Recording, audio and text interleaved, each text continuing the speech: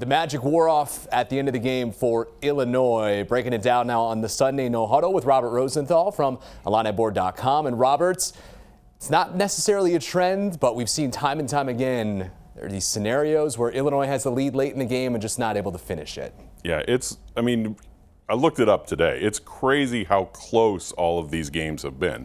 So you have a 3-point win, followed by a 4-point loss, followed by a 1-point win, followed by a 3-point win, followed by a 2-point loss.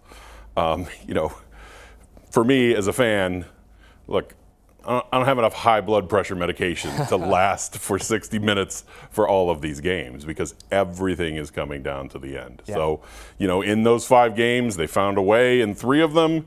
The games that they were tied, they found a way to win those. And the games that they were trailing, they gave up the late touchdown to Wisconsin, the late touchdown to Iowa, and lost those. So it's the same game playing out 5 straight weeks, and they won 3 and lost 2. Yeah, I was going to say, I think it's unfair where people are suggesting that Illinois, can't close some of these games because we've seen against Maryland, against Indiana, that they against Toledo, yeah. Is it 7 games that have been within 1 score kind of thing?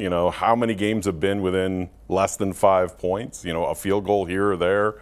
It's a crazy season. But yeah, in this one, as soon as that punt return got to midfield, it just kind of felt like this is the point here.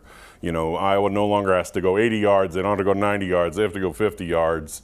And that's maybe doable for this offense. It boosted them up. Then there was that penalty and everything else. And that was that. It's crazy how Iowa has done that so many times this year.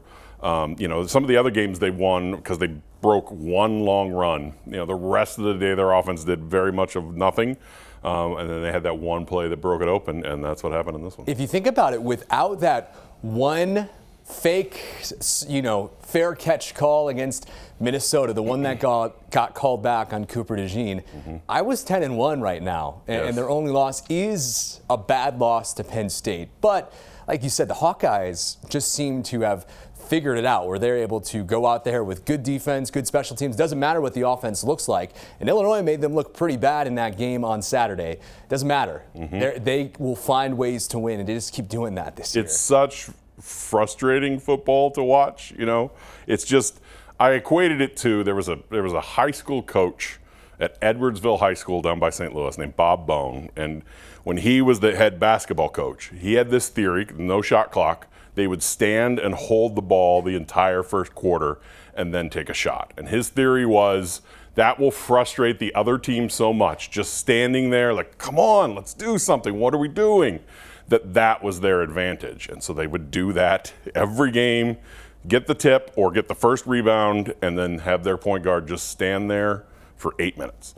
And so that's what this kind of football feels like. It's just frustrating of like, oh, they punted it deep again. Oh, they're not really trying. They're just biding their time, and then they get the one opportunity and they beat you. It's just so hard to watch that, intentionally grinding a game to a halt in order to win, but you can't argue with 9-2. As bad as it feels, I think, afterwards for fans and for the team, losing a game like that, falling to 5-6, you have to look at the game overall as it being a success to even put themselves in that spot. You look at one of those calls, you think I believe it was the 3rd quarter, maybe the early 4th, Isaiah Williams looks like he gets inside the 10 to set up 1st and goal, but they call him. You could say it's a bad spot. I think from the outside, I've even seen some Iowa fans say, yeah, it was probably a bad spot. But outside of that, Illinois put themselves in opportunities to win this game, which is what you want to do against a top 25 team like that. On that very next play, that was a 2nd down play. On the 3rd down play, Illinois has 3rd and a foot.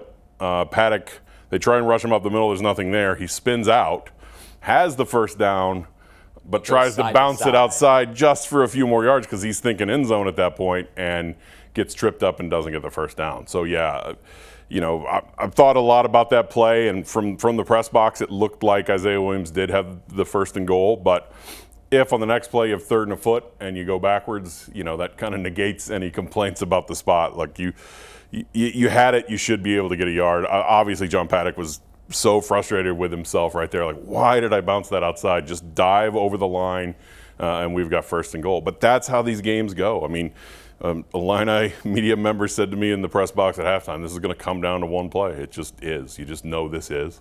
And I think that 30-yard run from Iowa was the difference. They got in range and said, we're gonna hit a home run, and they did, and that's the ballgame. All right, 5-6 going into the final game against Northwestern, a team who is a lot better than a lot of people expected. I think anyone expected them to be this year. They already have bowl eligibility already down pat. They beat Purdue this past week to get to 6-5.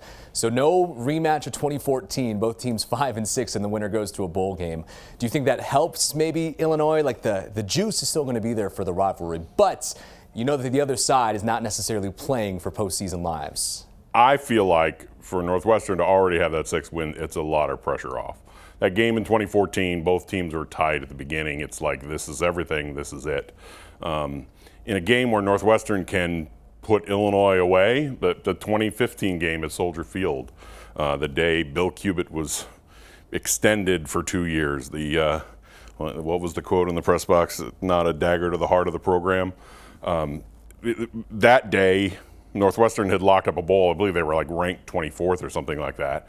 And they just played loose and, hey, we can keep Illinois out of a bowl. We can do this, that type of thing. So I think this is kind of a worst case scenario that they already have it wrapped up. There's no pressure. They can just have some fun and try and keep their rival home from a bowl. So it's a scary situation. For sure. And what Bielema said post-game is that this is a gut check week for Illinois now. If they get to that bowl game, it's the first time that they have been in bowls back-to-back seasons in over a decade. For you, maybe if this season has not gone the way Illinois wanted, playing bad certainly for parts of it, the Purdue game and the Nebraska game come to mind as far as bad performances from them. But getting to 6 wins, getting that bowl game certainly feels like it becomes a successful season then. Look, I record a thing in the stands after every game. I just started doing it in 2009, and I've done it for 14 years now. I call it from the stands, and I just give my exact reaction as soon as the game is over.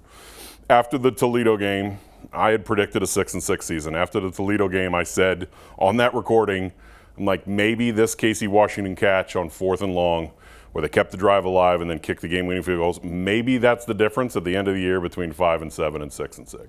I've wanted to see Illinois follow up a good season with a 6-6 and a second bowl. It didn't happen in 2000. It didn't happen in 2002. It didn't happen in 2008. And here we are again, 5-6. So I've just been focused on that the entire season. I think it's a 6-6 season. It can't be 5-7 because you can't have that momentum stopper like you had those other seasons. And this is it. This is the game to get there. This is the game to make that Casey Washington catch count. This is the game to make that, Caleb Griffin field goal count. All these moments throughout the season, that throw by Paddock on 4th and 11 at Minnesota. For all those to count, for all them to mean something, got to win this one and get to a bowl. I know that Bielema in his time has had success against Northwesterns, a couple of 40-point games in 21 and 22. Does that inspire any confidence as well going into this final week as well that, Brett Bielema knows how important this game is, and they've proven that they take it seriously the past 2 years? Yeah, it certainly has flipped the rivalry that had been dominated by Northwestern for the better part of 15 years. This is just a different Northwestern team. They were kind of a mess after in 21 and in 22, and then all of this what happened. They did bring back a lot, and teams just ride this cycle of you have experience and you start winning, and then you lose all your starters and you got to get experienced again and you start losing.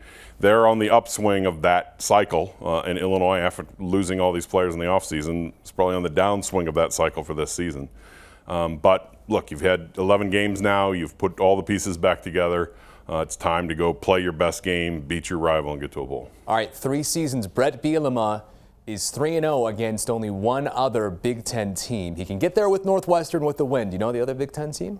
Minnesota? Minnesota. He's beaten them 3 times. So we'll see if Bielema can get to 3-0 against Northwestern here at Illinois. Should be a fun Week 12, at least for the neutral fan. Should be fun. Maybe a little stressful for Robert, but I think there are some good vibes. Maybe a lot stressful for Robert. Stressful for Robert. There's going Robert. to be a lot of pacing. There will be a lot of pacing. Yes. I'm sure a lot of controlled gasps. Yes. Like, ooh. Yes. Something like that. Yes. I'll suppress it all. Well, I'll be in the stands for this one, so I can let some of it out. I can yell a little bit, and there will be a release about if Illinois wins this and gets the hat and keeps it home and gets to a bowl, I will release some steam.